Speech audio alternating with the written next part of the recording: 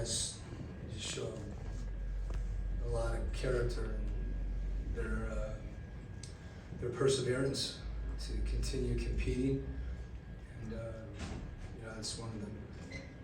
It's a little bit, I don't know, kind of a surreal win.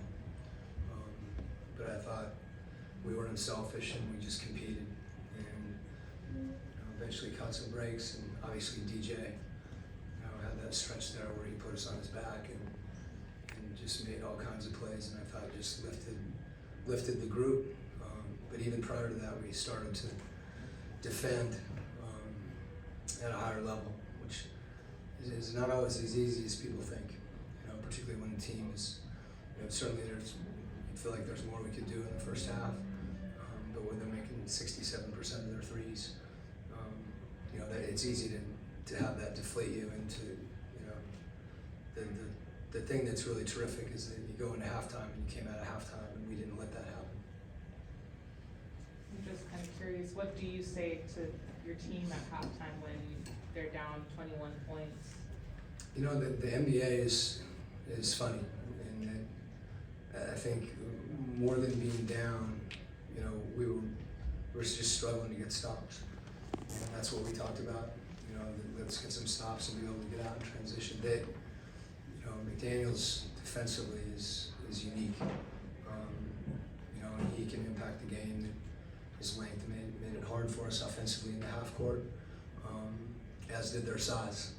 So I think for us to come back, it was all about trying to get some stops and get back in the game that way. And that was the message from a tactical standpoint, which isn't very tactical. And then just hang in there. As I was saying, the 20-point leads in the NBA. I mean, this was a unique game, obviously, but you just always have to keep, whether you're ahead or behind, you just have to keep playing. Coach, a moment ago in your opening statement, you mentioned Dejounte briefly, but this may have been his best game so far as a member of the Hawks. 22 points in that third quarter. The Timberwolves only scored 19 in that quarter. Did you see something in him coming out of half that kind of showed he would have that performance, and were you calling plays for him, or was it kind of just him freestyling and going with the hot hand? I think that's who he is. He's a competitive guy, and he was attacking in the open court. He scored at 3 levels. He got to the rim, he got to his mid-range, and he also shot threes, which that says a lot about I think what he's doing as a player offensively. But I think it was his spirit as much as anything that lifted our group. And we were it'd be crazy not to try to call some plays for him. I thought maybe a unique thing about the game was when they changed matchups. Dejounte got off it and gave it to Trey, which is usually when you're having the game that Dejounte was having, you want to keep going. And that says a lot. That's the unselfishness that I was talking about, in addition to a team that just competed at a high level. Thank you. Coach, can you speak on the amount of effort and energy that it took to make this comeback, especially on the back of a doubleheader, and what you saw from your guys? Yeah, I mean, superlatives, right?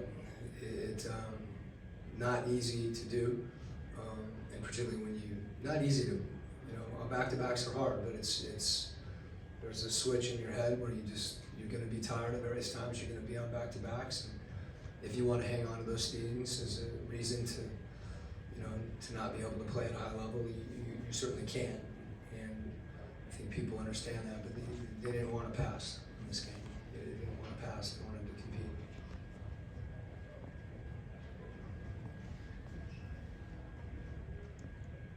Coach, obviously they shot lights out first half.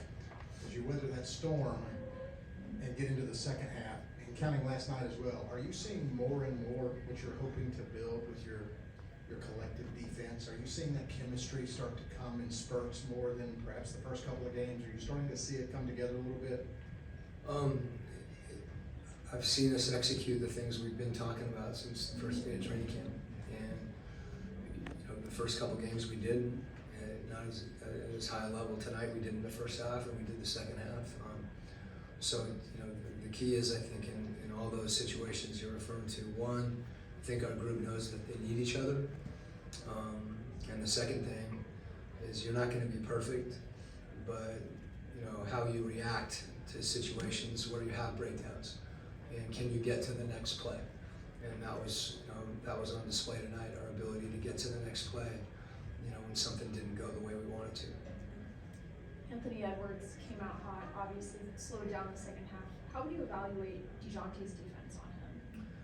Well, let me say, Anthony Edwards is just a terrific player, and you know, you could see that. Obviously, you know, we had a few times where you know he was able to get out in transition where he's difficult to stop, but he was hitting some really tough shots.